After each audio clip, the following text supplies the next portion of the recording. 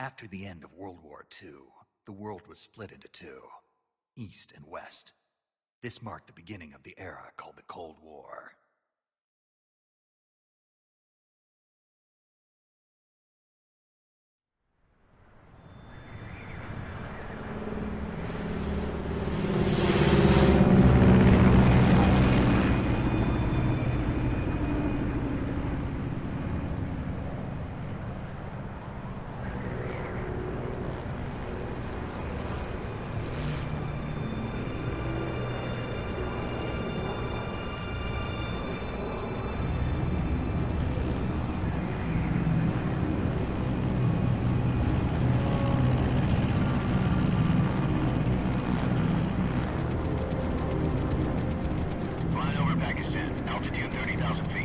Approaching Soviet airspace.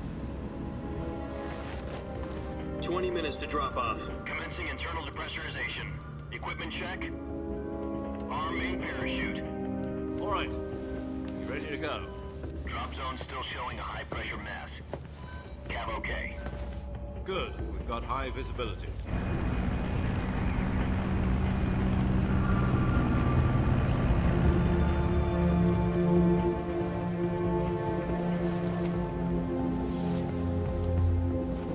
Put out that cigar. Connecting oxygen hose to interior connector. Put on your mask.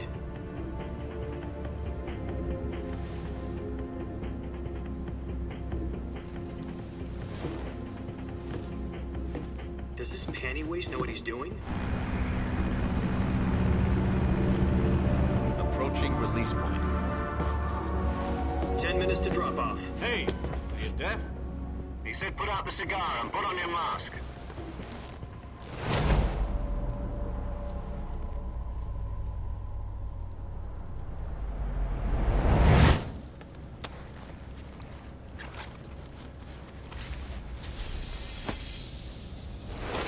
Depressurization complete.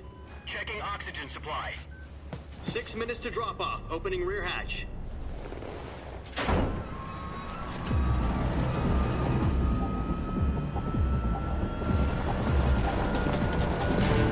Sunrise.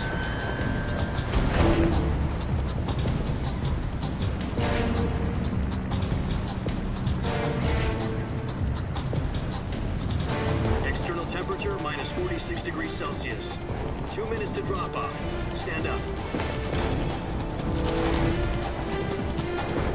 You'll be falling at 130 miles per hour. Try not to get frostbite from the wind chill. 1 minute to drop off. Move to the rear. Activate bailout bottle. This is one for the history books. The world's first halo jump.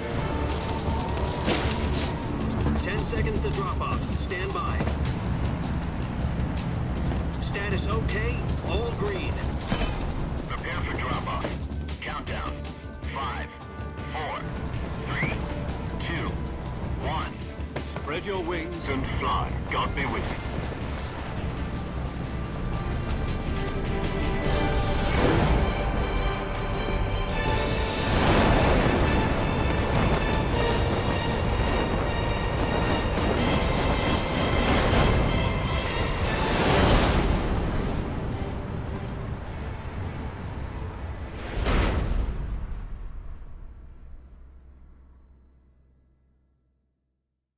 Jack, I've got some important news.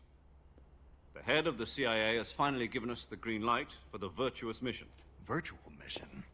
No, the virtuous mission. The future of our Fox unit depends on it. If it succeeds, we'll be officially organized into a unit. Virtuous mission? Sounds like some kind of initiation ritual. You know, don't get cocky. This isn't a training op. Right. So what exactly is this wonderful mission?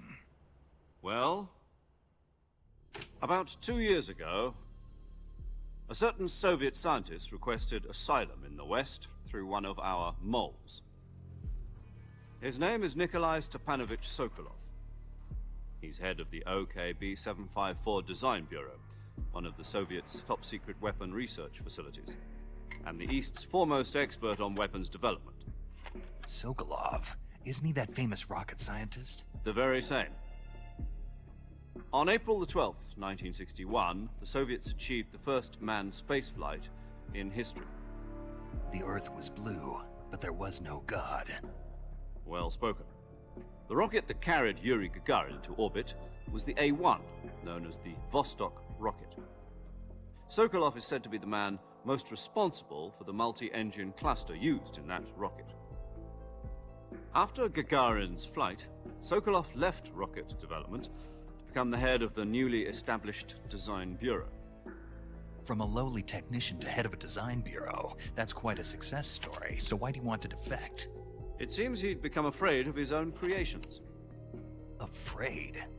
Call it a crisis of conscience. And for that, he left his country and his family behind and went over the fence? Not exactly. One of his conditions was that his family was also to be taken safely to the west. We used a mole to get the family out first, and succeeded in sneaking Sokolov over the Berlin Wall shortly afterwards. I was the one who conducted the operation. The security on the eastern side was still full of holes back then. Then what? We got Sokolov over in one piece, but the whole ordeal had left him exhausted, and we checked him into a hospital in West Berlin. It took him 2 weeks and more than 600 miles to get from the research facility in the Soviet Union to Berlin. He was in no condition to say anything coherent. And it was only a week later that we had something much bigger on our hands. The Cuban Missile Crisis.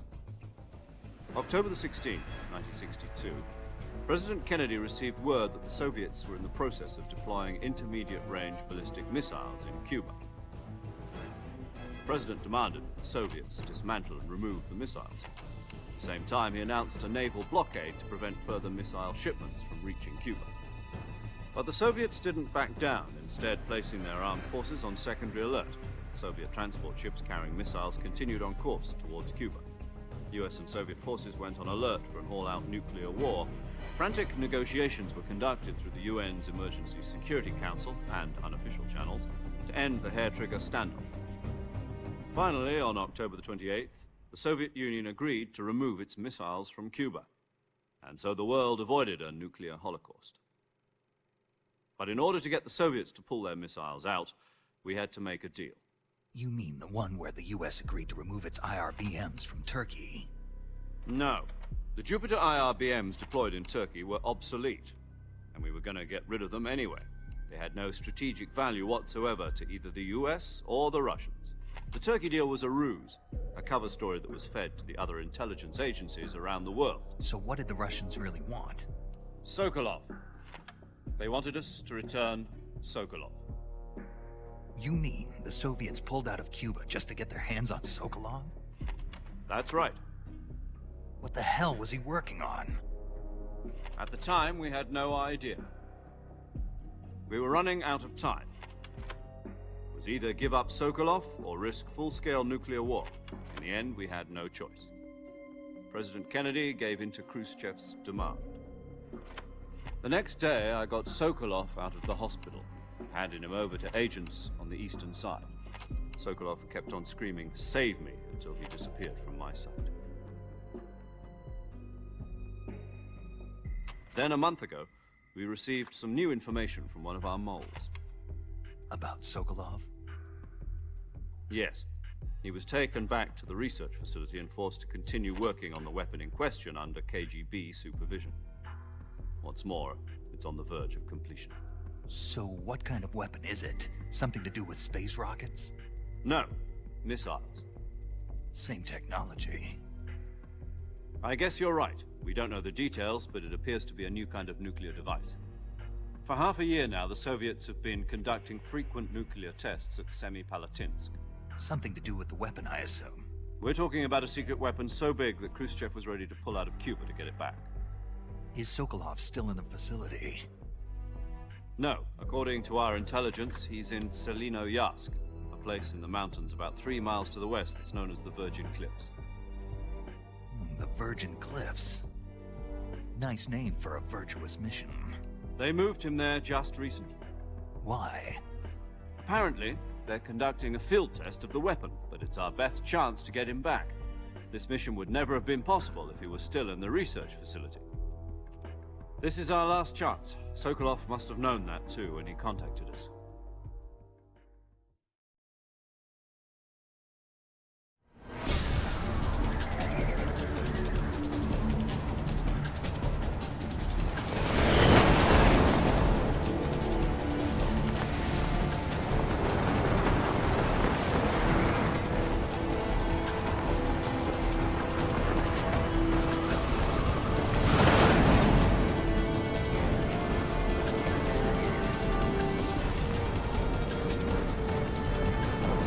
Listen up, Jack.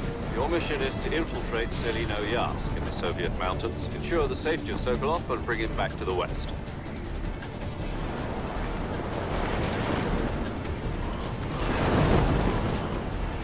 If we don't get Sokolov back before that weapon is complete, we'll be facing a major crisis. The clock is ticking.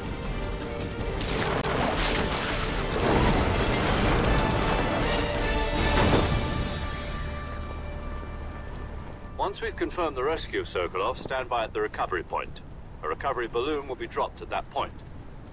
Helium will be pumped into the balloon to inflate it. The process takes about 20 minutes.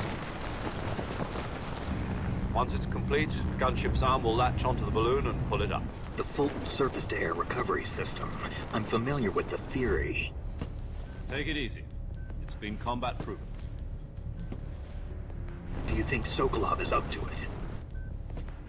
The shock will be less than during a parachute jump, and the arm can handle up to 500 pounds. So you're planning on going over the border in a single combat Talon? She's equipped with two 6-barrel 20mm Vulcan cannons, as well as two 40mm machine guns. Sounds like she could hold her own against a battalion of tanks. Even with the fuel in the reserve tank, we're facing a 4-hour time limit. If all goes well, it shouldn't take more than a few hours. Home in time for dinner. But if anything goes wrong, you'll be eating dinner, breakfast, and all the rest of your meals in the jungle.